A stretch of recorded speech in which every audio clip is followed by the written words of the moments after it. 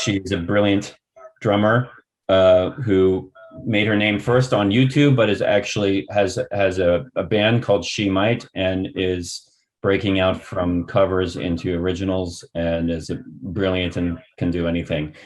And can we start on the Zoom, John? Okay, we're live. And then those of us on other channels, I've just introduced Sina, and I also want to introduce Jasmine Star, who is a multi-instrumentalist, most famous as a guitarist. She was named one of the top 5 young guitarists of the year last year and by Guitar World, and she's a genius, and she's just released a single called The Cliff, which you can get on all channels. Go to Spotify, follow her on Spotify. She's named Jasmine Star, and she is a star. And for those of you who don't know me, my name is Ari Gold. I am in the Guinness World Records for air drumming, and I made a movie called Adventures of Power, which I have on my, it's kind of fading off of my headband, which Neil Peart from Rush was in, and it's about air drummers and the American dream, and it's a comedy, and you can watch it on Amazon, or if you don't live in the States, you can find it at airdrummer.com. And that's me.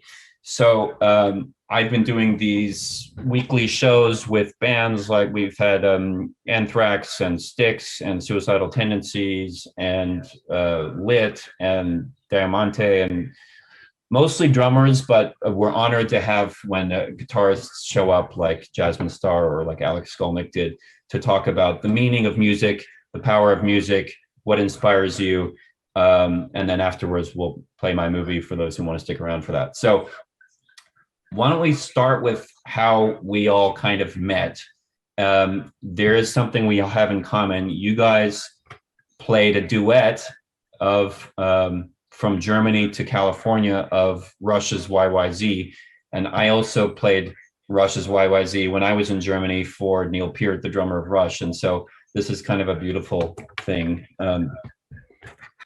Hold on, I'm going to try to stop this echo. I got a complaint of an echo.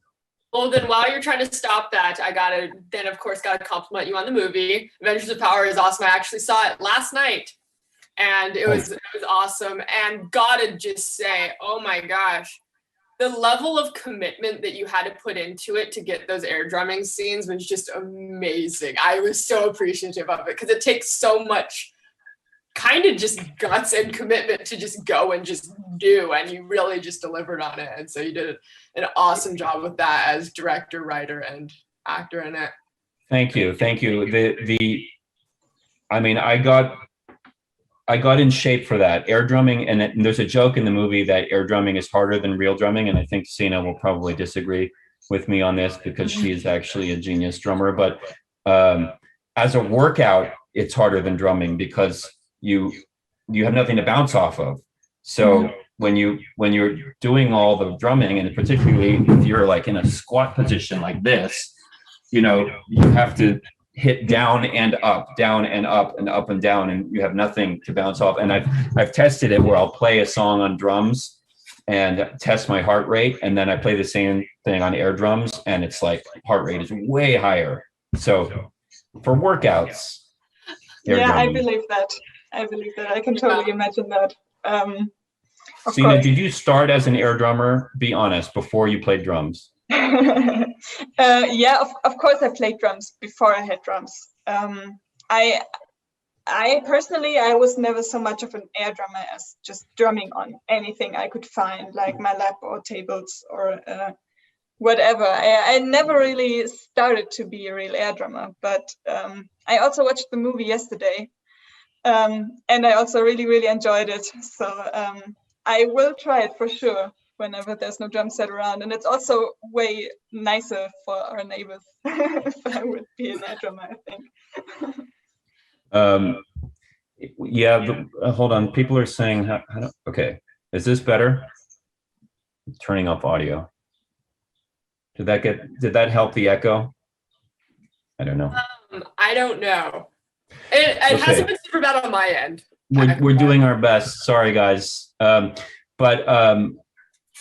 So were you, what convinced your family to let you start actually making noise, Music was always around in my family, so I am in the very, very, very lucky position that I didn't have to convince anyone that I wanted to do this. I appreciate Your this a dad, lot. your dad is a musician, right? Yeah, right. He's a guitar player, actually. Okay. Is he and I was better? lucky Is he that better one than day- Jasmine? No. The Never. correct answer to that, Sina, is yes, he is, no matter what. That is the correct answer. True, not whatever. You're supposed to say yes, he is better. It's totally fine. I'll take that. I'll take one for the team. We got it. No. I need to be honest here. I need to be honest. Uh-huh. You're totally welcome to throw me under So- the bus. So your dad introduced you to music, right? Or you started playing with him. And so what were the bands that you grew up listening to? Oh, the first band I listened to all the time were the Beatles. That's just my starting point in music. Well, since And I'm then- representing Modern Drummer magazine today on the Instagram as well, you know, we will work on it. We will work on getting you to Ringo.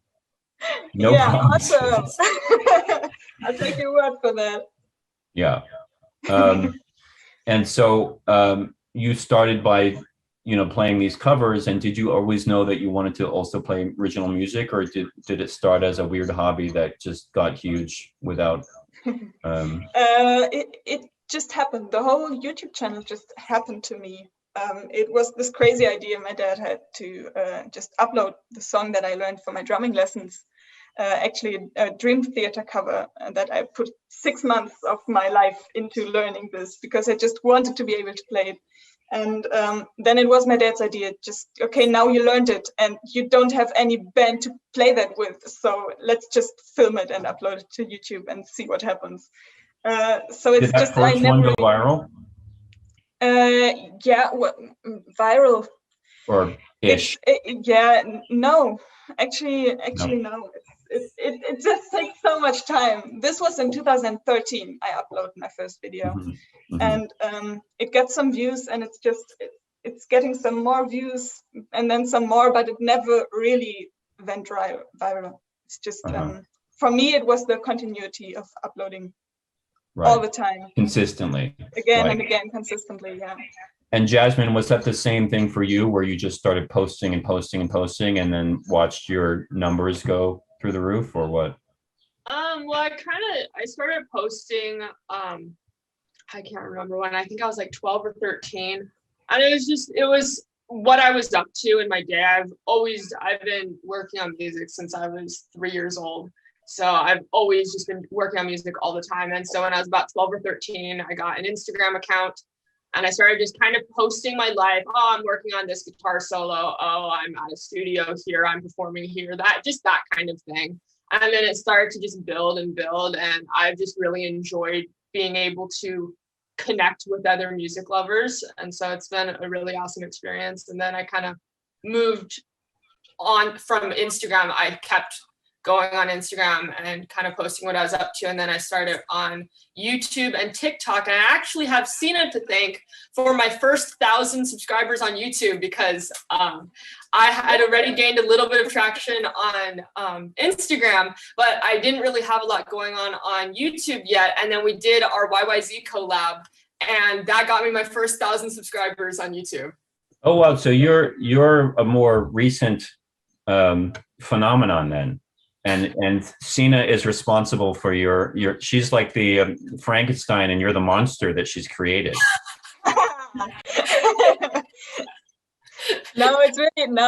Jasmine was really only talking about YouTube. It's just Instagram is more her thing, and YouTube is more my thing. Well, so those on Instagram right now are saying, who is she? And I'm gonna, your Instagram account is Jasmine, just so I can type it in for people. It is at Jasmine Star Music. Okay, she lost her phone, so she's you can go to it's true. You can go to Sina's YouTube. No, Sina's Facebook. All of our Facebooks have this. Or if she go to the Adventures of Power Facebook, because I know it's there. And yeah, so those on Instagram, sorry, it's what happens with the internet. Things can be challenging. Okay, now I pinned it. I pinned it for those who are lost. Yeah. And by the way, Sina, you were right. I held down my finger on it, and that allowed me to pin. So that was a so wait, so the YYZ Rush thing, I mean, the YYZ collab with Sina was your launch then, Jasmine? I didn't know that. For YouTube, pretty much. I mean, I had posted some stuff on YouTube, like I had been, if you go onto my about on YouTube, it says that I've had an account there for a very long time, which is true, but it was mostly, you know, when I was 10, 11, just posting up like classical piano performances and stuff, not like YouTube content, more of just like, this happened today.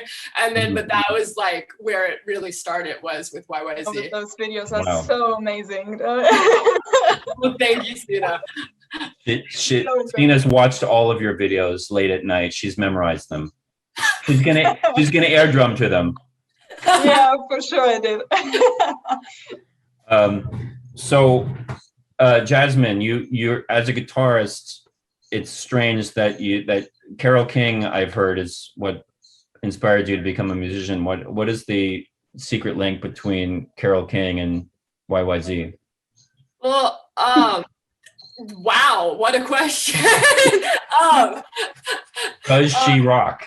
No, Carole King is awesome because she really, it shows that good songwriting is timeless, because, you know, my grandmother used to listen to it. So then because of that, my mom listens to it. And when she listens to it, she thinks of her mom. And now I listen to it and I think of my mom and my grandmother. So it's really timeless music. But really, my start in music was purely classical. My older brother, he's 5 years older than me, and because he's the overachiever in the household, he was like, I'm gonna play classical violin at age 2 because I want to make my sister, who hasn't even been born yet, look bad, is basically how that happened. And so then by the time I was 3, he had already been playing for like 6 years. And so I have always been competitive my whole life. So I was like, okay, therefore I'm doing that. And then I moved to piano pretty quickly. Discovered pretty quickly after a couple of on violin that it wasn't my calling. So I switched to classical piano, and then I started singing when I was about 7, and then started playing guitar shortly after to accompany my singing. And then I heard Stevie Ray Vaughan, and then big breakthrough moment. Booyah, that changed everything. It legitimately did, though, because I heard it and I was like, what is this? I must do this. And then that's when I really got into like, okay, guitar. What is this? I must do. So you were competitive even with Stevie Ray Vaughan. Personally, you wanted to beat him. No, because he's Stevie Ray Vaughan. He's legendary. I have so much respect for him. Like, oh man, I have so much respect for Stevie Ray Vaughan, and I just love listening to his music. I love playing it. I love stealing his licks. Like, all of it is just like so awesome to me. I don't feel competitive with like a legend like that. I feel competitive with my older brother, because why wouldn't I be? You're still competitive with him after all this time. Yes, but there's so much of a mutual respect there, and he helps me so much to this day with whatever I'm working on. And when I get a chance to, I help him. We work in completely different sides of music. He works in like TV music and composing and scoring and all of that stuff, and more on the classical side. My brother does too. In rock, so it's completely opposite, and yet it's really helpful to be on completely different sides of the spectrum musically, because then when we come together, we bring completely different perspectives, which can make a project really special. Right. Okay. So in terms of the kind of connection between you and Sina, like it seems like you have a shared love of Rush, obviously, because of YYZ. Sina, do you ever play Van Halen? You guys could do a Van Halen cover together. Oh yeah, we actually did, but my part was pretty small on that one. What So what song? we did a cover It was of eruption. together. Yeah. Oh right. Yes. So you went like this once at the beginning. And I worked very hard on that. Yeah. I was a little bit worried though, not gonna lie, because I did the guitar part with it completely free form, no click, no anything. And because of that, I didn't have your drum part yet. And I was a little worried, we were recording it separately, that the 3 hits that we did together were gonna be out of time. Yeah. Yeah. Well, so credit to Sina, my you dad. had to time it.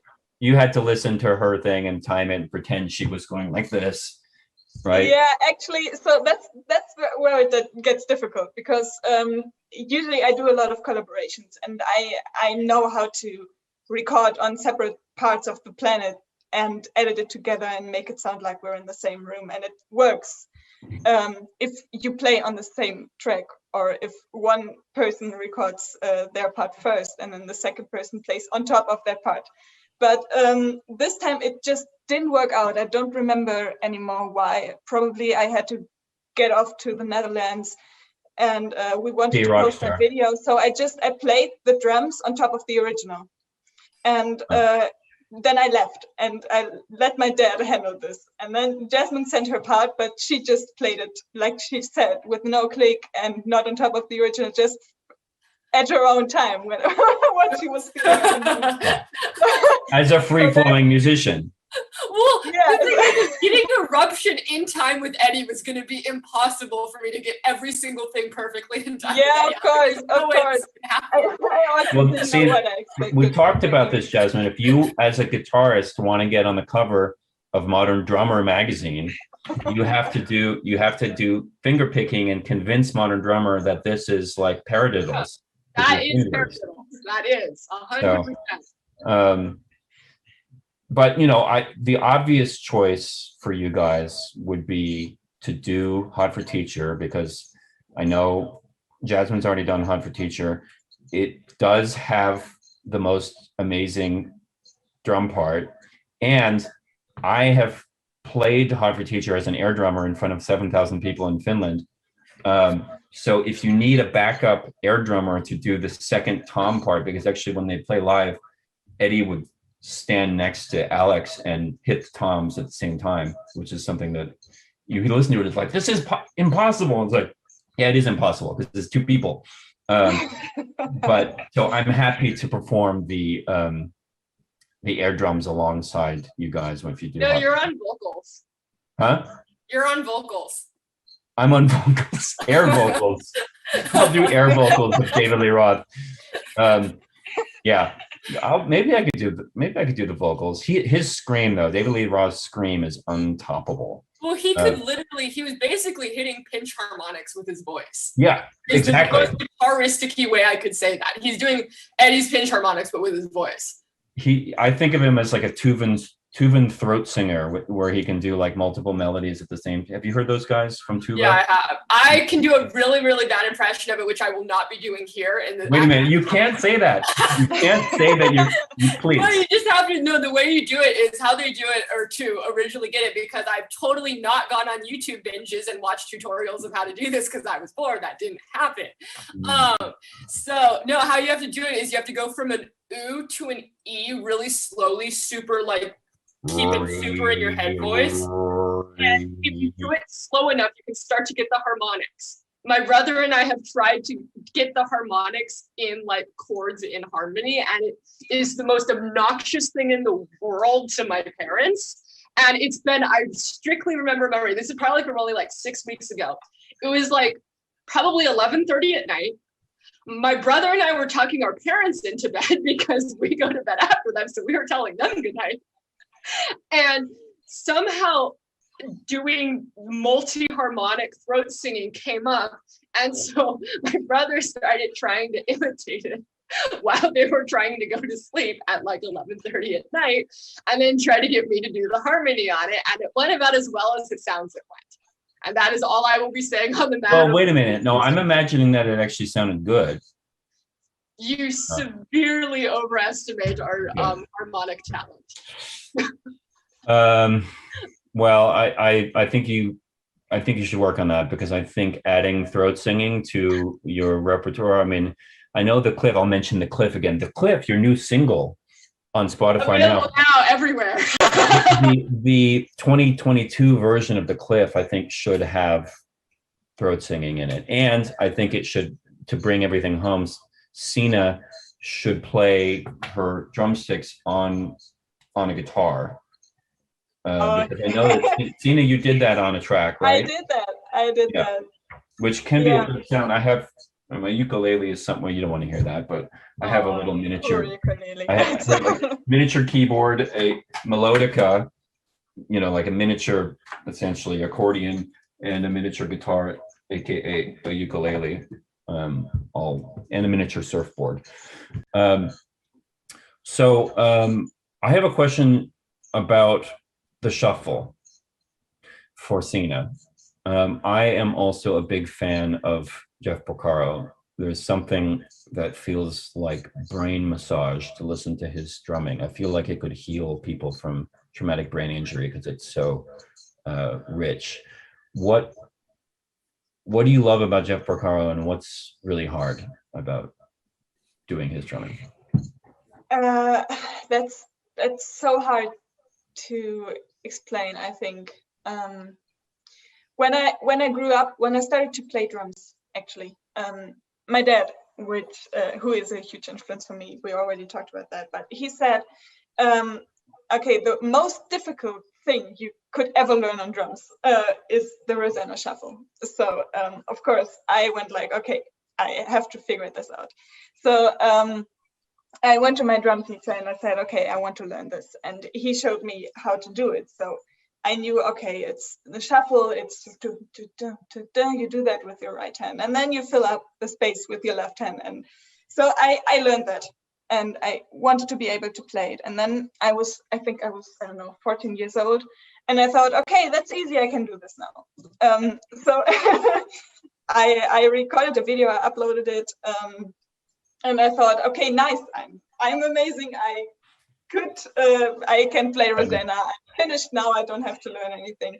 And it was only later that I realized I couldn't do anything. It just, what I did sounded so horrible. And then I only realized how incredibly hard it is to play the Rosanna Shuffle like Jeff Porcaro did. It's just, I don't think it's possible. It's just, well, because he sounds so relaxed. He sounds so relaxed, and he is relaxed. It's well, I mean, but think about this though. John Bonham did his own version of a shuffle inspired by Jeff Porcaro, and he made it his. Yeah. So on the obvious song. Full in the Dun, Rain. dun, dun, dun, dun, dun. I'm blanking on the name of the song. Jasmine, help me. What's the name of the song that Full in the has Rain, the which Fool in the Rain. Thank you. First that I took from her, so she gets the credit. Full in the Rain. It's funny though, because I went through a phase where I'm like, I'm gonna learn drums, which I would still love to do, but I just really haven't had time to properly put in the work to learn drums. But I went through a bit of a time where I was like, okay, I'm gonna really dedicate myself to this and do it. And I understand basic music theory, so like I can understand what I'm supposed to be doing. It's just a matter of actually doing it. But Fool in the Rain, that was one of the first beats that I learned, was that. And I could play it out of time. However, my hands and feet lined up, so I will take that as a win, even though if you put a click to it, it would be so embarrassingly off. But it was the right? And so I remember, instead of learning it like the proper drummer way, I learned it like a pianist, where I just really I just looked at like the drum tab for it and tried to just remember what went together so I could view it as one sequence. So it was like kick and hi-hat that goes together, then snare, then that's a ghost. And I wasn't viewing it as a beat, as like a continuous phrase. I was viewing it as every single beat, it's just this to this to this, and try to learn the coordination like that. And I showed it to a guitar coach who I was working with at the time, who also is a really good drummer. And I remember him looking at me like, I don't know how you learned that as your first one. And granted, this was terribly executed. I'm not like, I was amazing. It was not amazing at all. Let's get this very You're clear. no Cena. Let's see that. But that was like one of the first beats that I learned. And I'm a little proud of myself for it, but I know if I watched a video of it, I would be very ashamed of myself for it. No. You really shouldn't be. That's just the way to start. You know? I think the way to start is to watch the Bernie Purdy shuffle Oh my videos. God. Have you guys seen those videos? Yes. Yeah. I mean, the way he talks about ghost notes is a shuffle in itself. I mean, it's just like his love of ghosting makes you, it's like you start moving your chair. And like I think Jeff Porcaro got his shuffle as a kind of development of the Bernie Purdy shuffle, and then John Bonham got it from. So it's beautiful how it's like the Chinese food in San Francisco that was American style Chinese food was started by the workers who came over to build the railroad and were trying to imitate the cooking of their families back home and didn't know what they were doing, and they just kind of made it up as they went along, and that made American style Chinese food. And the same way as like the shuffle, can someone who doesn't know how to, like maybe Jeff Porcaro thought he didn't know how to do the Bernie shuffle, maybe John Bonham thought he didn't know how to do the Jeff Porcaro shuffle, but each person by trying ends up accidentally creating their own version of it. I think that's of course. Yeah, that's the whole point of music, isn't it? Everyone starts learning their instrument by playing stuff they like, and then doing by playing it wrong. By playing it wrong, yeah, absolutely, yeah. Whoa, hello, something just happened here. Oh, sorry, technical difficulties. So I'd love to hear. I think we're getting the echo again. I'd love to hear what you guys are planning on doing next with each other, and then maybe each of you can tell everyone what your next big project is on your own. And have you ever met in person, the two of you? No. Okay, that's so old-fashioned. This is our first time actually even like talking to each other in real time. It's always been over email or DM. Well, so I'm playing matchmaker, although you guys are already a match. So I have a vision, because Jasmine is a singer, guitarist, and wants to play Wembley Stadium, and Sina is one of the great drummers coming up on the planet right now. I know, Sina, you have a band, which I'd love to talk about. It's called She Might. It looks like She Might, for those of you who don't know. Yeah, actually, I have to stop you there. It's She Might is the name of the project. It's not the name of a band. So okay. So that's where you collaborate with other artists. I have a band, and I play together with different musicians. Okay. So I called that project She Might, but it's not a band. It's just. So what is keeping a band of you guys forming? It's what's the hold up? On opposite sides of the planet. Yeah, that's part of it. I would love so much to be in a band with you, Jasmine, and all this creativity that's just flowing out of you, and it's incredible the amount of instruments you can play on this level. It's totally amazing. It blows my mind. I would love to be in a band with you, but it's just so difficult. Well, thank you, Sina. You're absolutely incredible. You're just such an amazing drummer and such an amazing person. You've always just been the nicest person to me. And like, for me, my thing has always been, I want to work with like the best, most kind people on the planet. And you definitely qualify for that. So one day, hopefully at some point, if I get to visit Germany at some point, probably post-pandemic and all of that, at some point I would love to get to jam with you at some point. Yes. Just completely on opposite sides of the world, and it works for like covers and stuff when we both already know what's going on, but for the actual like creativity of like being in the room with someone, I wanted Yeah, to do it at that point. it's a different thing. I mean, even in my movie Adventures of Power, there's a whole. I mean, it's a joke because it's all about air drummers, but there's this thing about a team. Oh, whoops, sorry, the audio went out. There's the thing about how you create a team energy and the difference between, someone being their own hero versus being a hero because you have a group and let's say there's a 5-person group and that becomes 10 or 20. And there is a strange thing that's happening right now in music with people becoming, and there's no criticism in this, but people becoming stars playing in their rooms or in their closet or whatever. Obviously the culture now is experiencing life through these screens, but being in a room with someone, another musician, and being in a room with the audience is a completely different experience. And do you guys have any nervousness about making that transition from the comfort of your rooms to playing with other musicians who have other egos and playing with an audience that has its own ego and desires? And if either of you can answer, but just curious if that scares you at all. And Sina, I hope you don't mind if I No, do it right now. For me, live performing is my passion. That's what I just love it so much. To me, that being on stage is the best feeling in the world.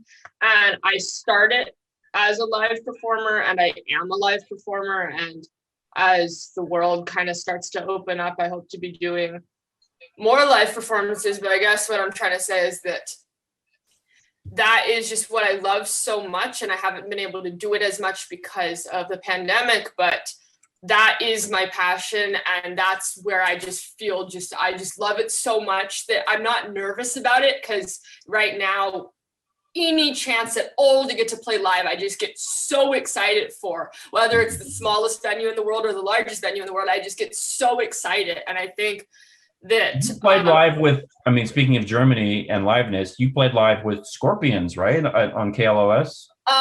Or you over Zoom. Okay, over Zoom. Okay. Over Zoom. I wish it was live. No, but I mean, you could get into one of their gig cases and sneak your way to Germany with them, and then true possibility. Form your band with Sina. No, I agree. That's definitely what I'm gonna do. I'm leaving for that tonight. I haven't told anybody because I gotta sneak into the drum case or whatever. But right. that was part of the plan. You know what you say when they pull you off the tarmac and they open it up and it's you in the inside and you're in Germany? You say, "Here I am." That is an exact imitation and impersonation of what is going to happen. I'm excited for it. That is what I'm going to do. Okay. Just give me 10% of everything you make as the Scorpions cover band. We tour all the favorite places in Bavaria to play Scorpion covers. No, you guys have bigger dreams than that.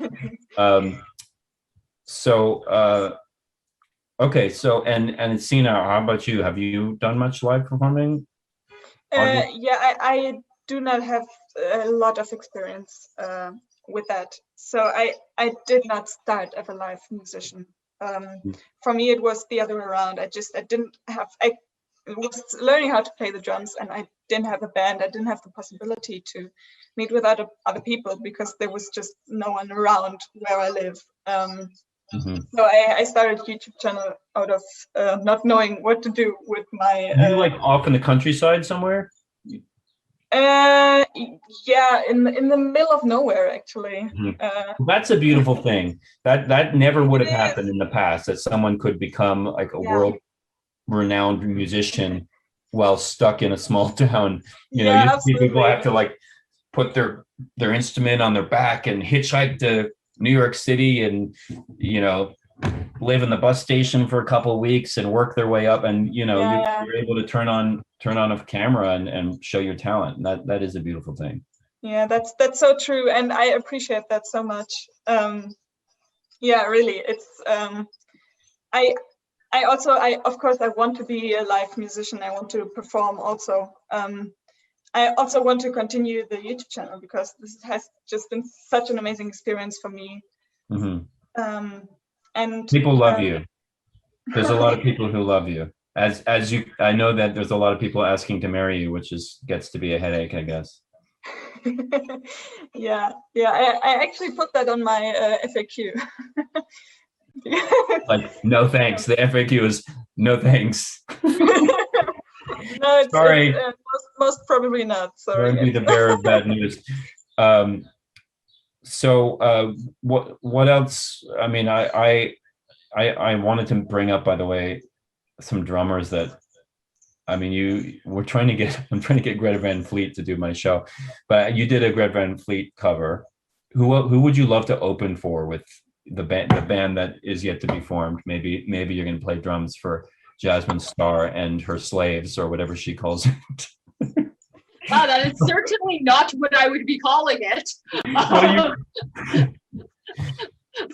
Well, this is a question. Sorry, I want to go back to you for a second, but like you said, you were toggling between, I'm not sure I want to be a band or just be, have it be my thing. So like the question is, could you see something where you actually have a collaborative band, or would you want to, like, where's something where you could actually disappear into a band, even if you're the singer? Can you imagine that? My dream since I was very little, like the Wembley Stadium thing, just so you know, isn't like a new thing. I've been walking around telling people that since I was like 9 years old. So at this point, it's going to be really embarrassing if it doesn't happen. So like The Cliff, check it out now, stream it. No, yes, actually. Spotify. No, but my dream since I was little has always been to front my own band, and that's always been what I've been working towards, is to be the lead of a band, of like it being Jasmine Star and just having a backing band, and that sort of thing has always been my dream. But that doesn't mean that I'm not open to other things. I love working with other musicians. I think it can be a lot of fun, and so there's always room to work with awesome people. Like, I think that the world would be a better place if we all just took some time and got to work with super talented, super awesome, super kind and nice people. And so I'm always down to do that. That's always my dream has always been to be Jasmine Star and to have my own show and to have my own band and to do. But with that being said, I'm still so open to working with awesome people, especially people like Sina, because like she's amazing. And like, why wouldn't I want to? She's incredible.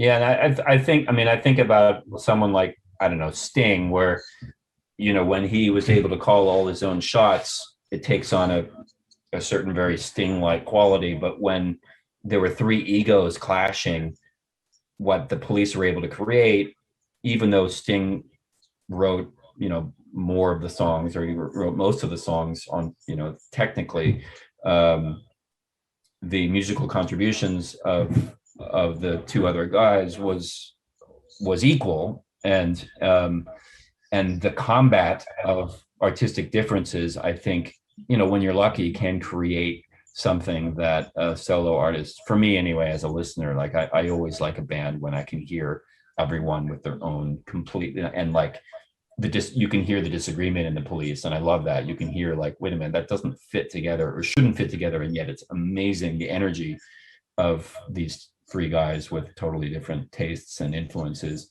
fighting each other and then putting that into the music. I love that. So maybe you two will. Well, I think that you can do that without fighting each other. Like, you can have musical disagreements without it being an ego thing. So I have like, a twin brother out of the picture. I have a twin brother who did all of the music for Adventures of Power. His name's Ethan Gold. He's also on Spotify. Ethan Gold on Spotify. Check him out, everybody. Check him out.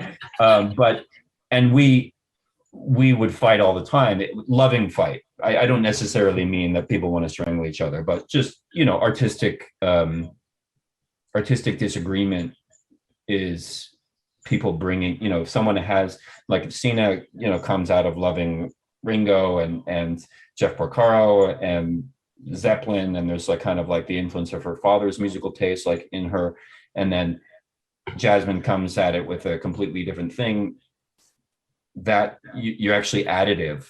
It's like, if you only listening to yourself, you only have your own influences. But if you were to bring on, I don't know, like an African bass player who never listened to rock and roll, you would Yeah, something magical would I come out of totally it. agree. I totally get what you're saying. Of course, you need to play with other people just to make your horizon bigger. I don't know. That's a German expression. I'm sorry. I don't think you Ich said it. verstehe. Ich bin Deutsch. Ich kann Deutsch sprechen. That's awesome. That's awesome. No, I would start again. I think it's incredibly important to work with other musicians as well. Of course, like I said, everyone has a different background, and everyone I played with, I have learned something from, of course.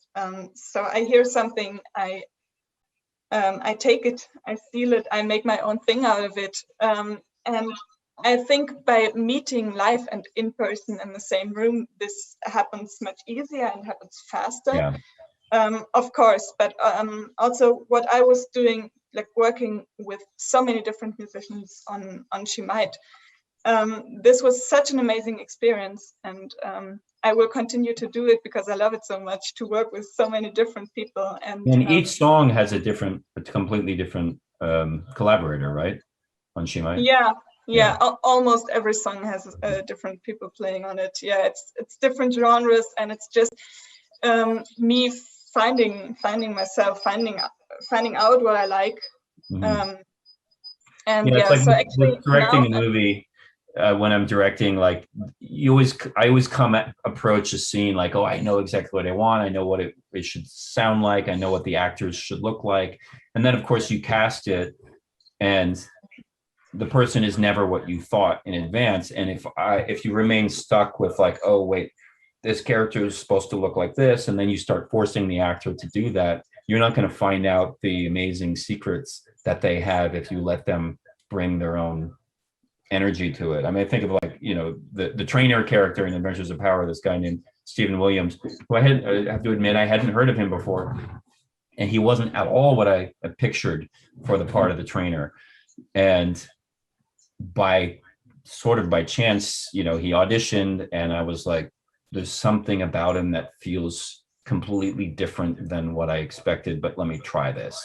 And for me, he's one of my favorite things in Adventures of Power, is that this guy has so much like humor and rage about having like lost his arms, so he can't even play air drums anymore. And like, I mean, whatever, it's a comedy, those of you who haven't seen it. But if I had stuck with my idea of what that character was supposed to be like, I had him as like younger and more kind of like a little bit more full of himself in my head. I was picturing like Morris Day in the Time type of vibe, but he brought something else which brought all this gravity to it. And now I look back and I'm like, God, if I had stuck with my idea, when I was by myself in my room writing, if I'd stuck with that, I wouldn't have had that amazing performance in the movie. And so I hope you get a chance soon to start playing with people you respectfully disagree with. I don't mean fighting, like hating each other, but people who come into the room with a different style, play with other drummers. Jeff Porcaro played with himself, of course, like on some of his tracks. He'd have two different ideas, one on one side and one on the other. Like when he played for Boz Gags, someone told me this. You can hear, if you listen on the left side, there's 16th notes playing, and the other side it's eighth notes, which sounds great together. And apparently he played two tracks and they put him in at the same time. But I heard more recently that he actually didn't want to do the 16th notes because he thought it was like a wannabe disco thing, and he was opposed to the whole like everyone pushing for like the disco style, and so he did it reluctantly, and then the producer like shoved it in. So, but actually I love the way the drums sound in that track. The mix of two. Jeff Porcaro was playing with himself. In his case, he can be influenced by himself. Well, actually, you know what? I just talked myself into it. He was forced to do something he didn't want to do. Yeah. Best thing for a musician. That's another thing. Yeah. One of the ways that, and I love to play with other musicians. I love bouncing ideas off of other people, but right now, especially with the state of how the pandemic has been for the past year and a half almost, where everything's been locked down, one of the ways that I really enjoy pushing myself in a different way is I like to write guitar solos over all different styles of music. And I'm not particular to like one style of music. Like I love all different genres of music. And so one of the ways that I kind of try to, it will never be the same, but one of the ways that I enjoy pushing myself in a way while we've been in lockdown and whatnot is to just write solos over everything, because there's so much awesomeness to be found in so many different genres if you just look for it and you just find it. And so it's so much fun to me because I love all this kind of music, and then but to try to put a guitar solo on something that was so obviously written to not have a guitar solo on it has been so much fun. Like what? Can you give an example? I put a lot of guitar solos on stuff on super modern popular music right now, which I don't particularly think that a Doja Cat song, a guitar solo was what they had in mind for it, but that doesn't mean that it shouldn't be there. Right. Like I like it, and someone's got to like add a guitar solo to that shit. So and honestly, Doja Cat kills it. I love her. Like I think she's awesome. But Has she heard it? I'm not sure. I don't think so. There's been some times where the artist has seen it, and that's always a lot of fun. But like I think that all of this music is just so awesome, and I love just giving myself the challenge of let's put a bass line on that. Well, I don't think they intended a guitar solo there. Let's put it on there anyways, and that just brings me so much joy. Yeah, I love that idea so much. It's you have so many videos where you're just doing that, and you can just sit there the whole day and watch those. It's amazing. Thank you. So what I did actually about that while we're on that topic, I did a totally crazy thing of I started to study music. I started to study jazz and pop music. So why did I do that? People ask me. Obviously, I'm a rock drummer. I love rock music. I love playing rock. But it's just you learn so much from just putting yourself into situations you're not so comfortable with. And I feel like I've learned so much in this past year. That's so valuable for me and for my rock playing as well. So I totally get what you're saying. I mean, Neil Peart, in the last years of his life, he was traveling to Africa to learn different polyrhythms. I mean, one should remain a student forever. That's how you expand. That's how you grow. And I mean, it's great. And particularly if it's music you don't like, or you don't think you like it, but there's so much you can get from that. It's like, I mean, same thing with movies too. People are like, oh, would you ever do, sci-fi? And I'm like, and then you start thinking, and now I'm like actually creating sci-fi, simply because it's not something that I normally do. So we're about at our timeout. So I want to thank you both so much for doing this, and those of you who don't know, this was the original excuse for this was my movie Adventures of Power works with Modern Drummer to do these talks with drummers and sometimes with guitarists as well. And the movie Adventures of Power, if you see it, if you watch it on Vimeo, you can buy it, or on Amazon, and in many countries you can watch it.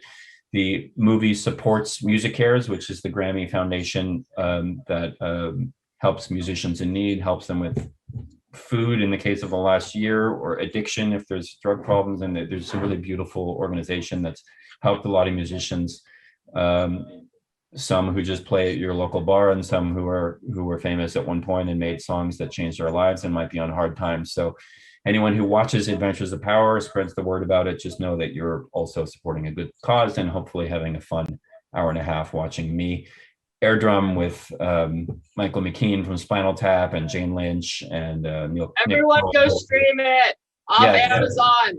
Yes. Adventures of Power. Art is amazing in it. Seriously, go stream it. Yes, thank you. And so we're going to some of the channels are going to continue to stream the movie when we sign off, and if not, you can go to airdrummer.com and follow the links and check it out. And you two are so amazing, so inspiring. Your hunger for music and your enthusiasm makes me certain that Sina, you're going to be on the cover of Modern Drummer, and Jasmine. And I will be too. Jasmine will be as Jasmine well. will be too, hammering. But no, well, you'll be in Wembley, and I want to hold the vision that you guys do a band together, like a band. And that doesn't mean you can't do your solo. That doesn't mean that She Might won't exist. Doesn't mean Jasmine Star, and company won't exist. But a band where it's like the two of you are able to disappear into each other's tastes and beautifully fight with each other and create something that the world has never heard before. So I'm going to believe in that, and I will air drum to it when I hear it. Awesome. I will be air drumming it to it too, because I can't play drums. I'll bet you can, though. I'll bet you secretly. I'm sure she can. Yeah. With some practice, I could. Currently, I cannot. I'm not going to say that I could never drum. I'm just saying that right now, I could technically play drums, but does it mean that the kick drum would be in time with a metronome? Right. No, it does not. Right. Okay. Well, you're creating your own polyrhythms then with your foot. Exactly. It's like when you're out of tune, you're not out of tune. You're experimenting with quarter tones. It's different. Mm-hmm. Mm-hmm. Mm-hmm. Yes. On that Just note, Come on. that note, right? On that quarter note, I should play my keyboard poet. This is there on this on these notes. I have a keyboard next to me as well. Thank you so much. Good night to those of you in Germany. Thank you so much. I'll see you when I'll probably be in Berlin in the coming months. Maybe we can high five somewhere, or air high five, whatever it is. And Jasmine, maybe I'll see you on Venice Beach if you ever come out here, and wave at me surfing. So everyone, please follow these geniuses. Sina Drums you can find everywhere, and Jasmine Star you can find everywhere. My name's Ari Gold. I'm with Modern Drummer and with my movie Adventures of Power, and thank you so very much. Those of you who want to stay on and watch the movie, if it plays, you can watch it. If not, you find it. Okay. We're in technical hell. And thank you, John, and Upstream Media for making this insanity possible, and Dee Dee as well for helping organize all the questions and graphics and everything. So have a beautiful day, evening, wherever you are. Bye. Yeah, thank you. Thank you so much. Bye. Bye-bye. You are power. Keep the rock.